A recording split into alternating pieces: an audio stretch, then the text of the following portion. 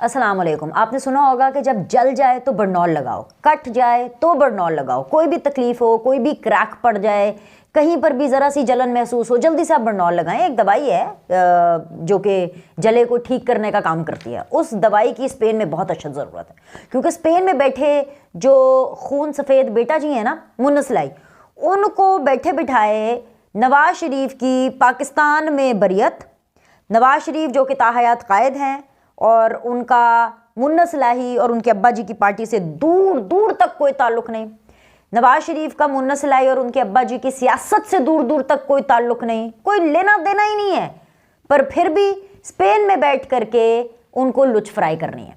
और कहाँ करनी है? ट्विटर पर करनी है। ओह हाँ, सच में ट्विटर से याद आया भाईजान, ऑनलाइन जलसे भी हो रहे हैं। पीटीआई ने ऑफिशियली ट्वीट करके बताया है कि ऑनलाइन जलसों का आगाज़ किया जाता है। ऑनलाइन भरपूर शिरकत करें ताकि पूरी दुनिया को पता चले कि भाई ऑनलाइन इनकलाब कैसे आता है।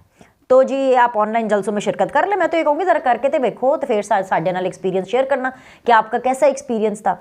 एनीवेज जी वापस आएँ जी खून सफ़ेद बेटे पे।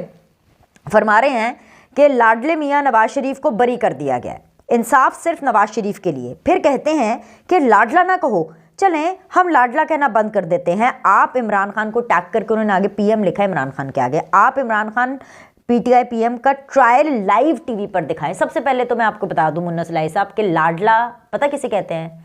लाडला आपका लीडर इमरान खान और आपके वालिद साहब थे।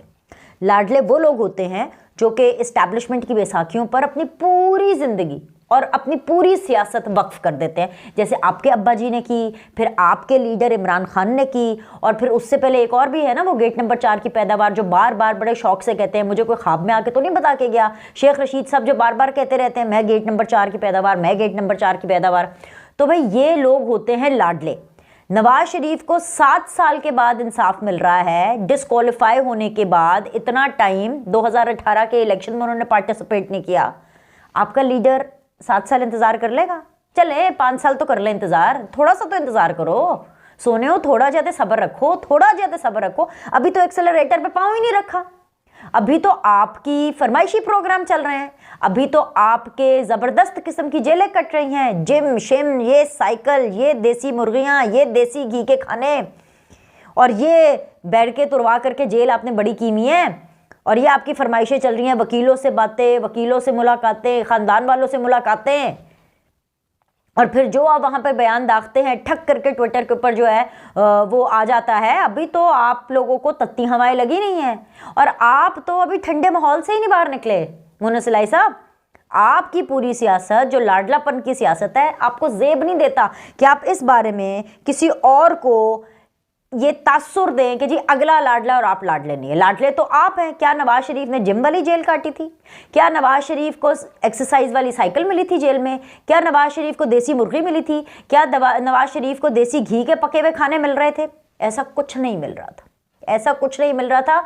बी क्लास के लिए ज़बरदस्ती मरियम नवाज को आप लोगों की हुकूमत बार बार फोर्स करी थी कि किसी तरह लिख कर मरियम नवाज से ले ले कि हमें ये बिस्तर, चारपाई, ये वो फलाना चमकाना चाहिए, और फिर आप उस चीज़ का इशू बनाएं।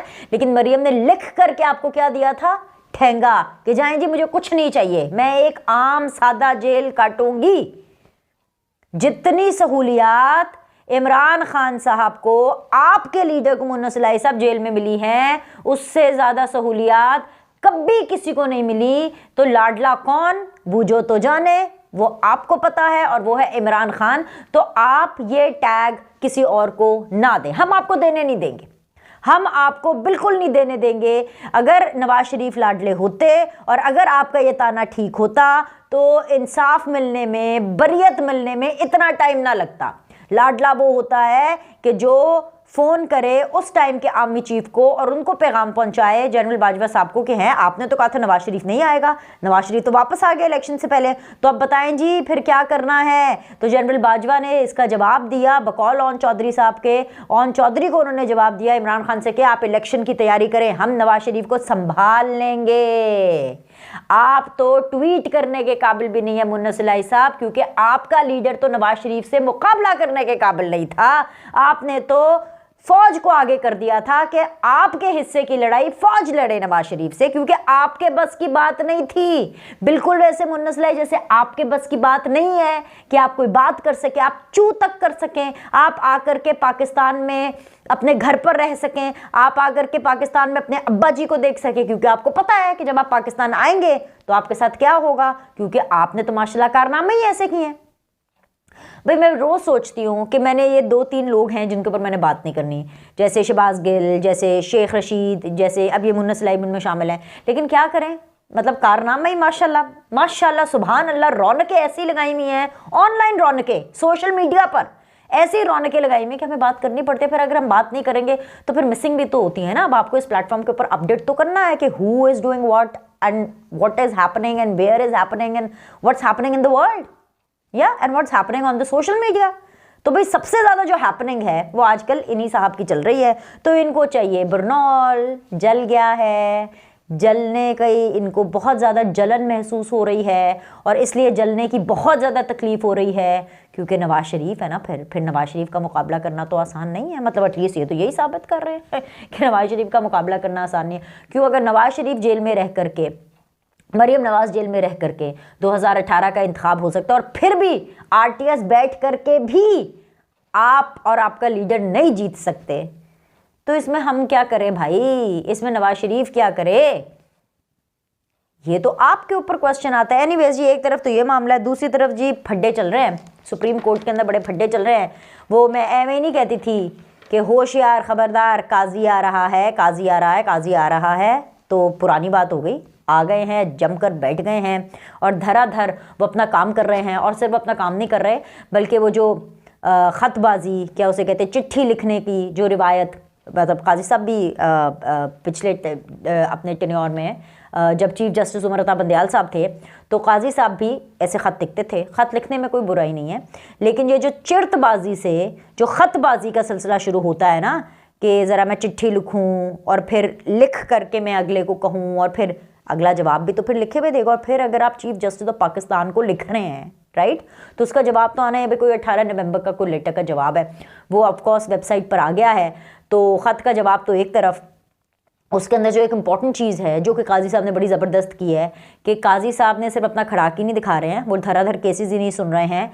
एक सुप्रीम कोर्ट के अंदर, अदलिया के अंदर जो अपनी सेल्फ अकाउंटेबिलिटी की तरफ जो बातें जा रही हैं, केसेस जा रहे हैं, उस हवाले से भी बातचीत हो रही है। उसकी भी एक नींव, उसकी भी एक बुनियाद रखी जा रही है। चाहे आप ये भुट्टो का केस देख लें, चाहे भी सुप्रीम जुडिशल काउंसिल के अंदर ये मज़ाहिर नकवी वाला पूरा मामला देख लें, तो भाई जस्टिस एजाजुल हसन साहब को ये याद दहानी कराई गई है कि ना सुने ना, ये ऐसी बातें नहीं करनी कि काम आपने करना है 4.5 दिन का और तनख्वाह आपने लेनी है 6 दिन की।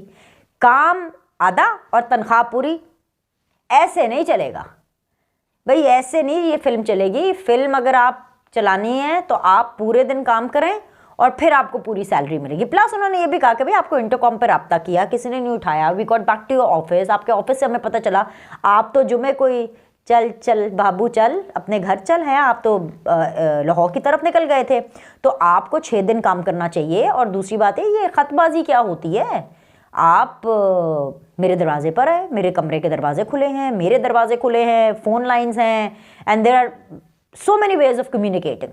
लेकिन मुद्दा ये है कि ये तो इस ख़त का जवाब था जो कि मंजर-ए-आम पर आ गया, लेकिन जो ख़तबाजी का सिलसिला है ना, ये बेसिकली एक चिरतबाजी में, एक कॉम्पिटिशन में चल निकला है। और मैं बार बार जब सुप्रीम कोर्ट के अंदर फड्डों की बात करती हूँ या सुप्रीम कोर्ट के अंदर फिर से एकदम से लड़ाई हो रही है, और ये इस लड़ाई की अगर मैं बात करती हूँ तो ये मैं इसलिए भी करती हूँ क्योंकि जस्टिस एजाजुल हसन साहब जो हैं, he is the chief justice of Pakistan in waiting, like he is the next chief justice somewhere in September October November में कहीं ना कहीं इन्होंने बन जाना है। और जब इन्होंने बनना है तो उस टाइम पर हुकूमत मियाँ दिनारे वज्जंती वो वाली होनी है। खैर जी, ये सब बातें तो चलती रहेंगी, ये चलता रहेगा, ये अगले 7-8 महीने आपको ये मामला चलता हुआ नज़र आएगा। इसमें गर्मी शिद्दत मज़ीद बढ़ेगी, ख़ास तौर पे जैसे जैसे काजी फ़ाइज़ ईसा साहब के जाने का टाइम होगा और वो मज़ीद अपना जो काम है वो समेटने की कोशिश करेंगे, मज़ीद केसेस को समेटने की कोशिश करेंगे, और कुछ ऐसे केसेस को समेटने की कोशिश करेंगे कि वो तारीख़ में अपना नाम लिख जाएँ, कुछ कंट्रीब्यूट कर जाएँ जुडिशरी के अंदर, कि उनके नाम को एक अच्छे तौर पे याद किया जाए, उनकी लेगेसी अच्छी और जो है वो स्ट्रॉन्ग हो, तो तब ये मामला बढ़ेगा, फड्डे बढ़ेंगे, ख़तो किताबत भी बढ़ेगी, बयानबाजी भी बढ़ेगी, डिफरेंसेस भी ओपनली सामने आएंगे, तो इसके लिए आपने तैयार रहना। लेकिन एक अहम मुलाकात का मैंने आपको अहवाल बताना है। वो अहम मुलाकात बेसिकली 2 लूज़र्स की हुई थी, ठीक है, लेकिन हुई वो रात गए तकरीबन 8-9 बजे के करीब या ये मुलाकात हुई। और ये मुलाकात थी जी पाकिस्तान तहरीक इंसाफ के चेयरमैन की सदर पाकिस्तान के साथ। कौन है चेयरमैन? गौहर खान। सदर पाकिस्तान कौन है? आरिफ अलवी। अब इन दोनों के आपस में मुलाकात हुई। माँ सदके जाए, इन दोनों की मुलाकात जो है वो ऐसे टाइम पर कि पहले तो दोनों ने बैठ करके खूब अपने आंसू बहाए, और आंसू बहाए इसलिए कि नवाज शरीफ आ नहीं रहा, नवाज शरीफ आ गया है, नवाज शरीफ बरी हो गया है, नवाज शरीफ की बरियत का फैसला आ गया। तो नवाज शरीफ की बरियत का फैसला एक तरफ तो आया, लेकिन इंटर पार्टी जो इलेक्शन है उनके ऊपर भी तो तलवार लटक रही है ना। गौहर खान साहब जो हैं, जो कि पाकिस्तान तहरीक इंसाफ के चेयरमैन हैं, उनकी कहानी ख़त्म होती हुई गौहर खान साहब को दिखाई दे रही है, क्योंकि इलेक्शन कमीशन ने इस हवाले से सीधी तरह कहा है कि भाई बल्ला नहीं मिल सकता जब तक हमारी सेटिस्फैक्शन नहीं होती, जब तक इलेक्शन कमीशन की सेटिस्फैक्शन नहीं होती, जब तक आपके इंतखाबात के हवाले से ये जांच पड़ताल नहीं की जाती कि हाँ भाई ये इलेक्शंस ठीक हुए, बिल्कुल एकदम इनमें कोई हैंकी पैंकी नहीं हुई, ये इलेक्शन था और ये सिलेक्शन नहीं था, तब तक भाईजान हम आपको बल्ला नहीं दे सकते। अब दोनों जो हैं एक दूसरे का कंधा तलाश कर रहे हैं रोने के लिए। आरिफ अलवी साहब तो गौहर खान साहब को ये कहना चाहते हैं कि ठीक है जी भाईजान, आप बन गए हैं पाकिस्तान तहरीक इंसाफ के चेयरमैन, आपको बहुत बहुत मुबारक हो, लेकिन वो जो असल चेयरमैन है ना, जो बड़े वाले चेयरमैन है, जो बिग बॉस है, यानी इमरान खान, मेरी लाइन होते थे सिद्धि करा दो, कोई किसी तरह कुछ तो उन्होंने मेरा पैगाम पहुँचाओ, मेरी लाइन सिद्धि करा दो, किसी तरह मेरे हालात बेहतर करें, मैं आपके लिए कुछ कर सकता हूँ, मैं आगे पार्टी के लिए भी कुछ कर सकता हूँ। अब जो दोनों ने अपने राजो न्याज आगे शेयर किए हैं, इस हवाले से डिटेल्स हम आपको मजीद भी अगली वीडियोस में बताएंगे कि इनका रिजल्ट क्या निकला है, क्योंकि अभी जो ये राजो न्याज और जो दिल के अरमा आंसुओं में बह गए, ये जो पूरा मामला है ये अभी तक जेल नहीं पहुंचा इमरान खान तक। सो हमें इंतज़ार, और हमने कुछ ज़रा अपने सोर्सेज को पीछे छोड़ा हुआ है कि ज़रा पता करें कि इमरान खान साहब का इस मुलाकात के ऊपर क्या रद्द अमल है। तो जैसे हमें रद्द अमल का पता चलेगा हम आपको बताएंगे कि फिर की गल मुक्की जे, मतलब फ़ाइनल क्या हुआ है, क्योंकि गौहर खान साहब ऐसे ही तो मुझ चुके, उन्होंने कोई राब्ते शाब्ते तो नहीं किए होंगे ना आरिफ अलवी साहब से। ये राब्ते अगर हुए हैं तो ये किसी ना किसी वजह से हुए हैं, और असल वो वजह क्या है और उस वजह के ऊपर इमरान खान साहब का क्या रिएक्शन है, उसके लिए आपको अगली वीडियो देखनी पड़ेगी। अभी के लिए लाइक करें, सब्सक्राइब करें, अगली वीडियो में मिलते हैं।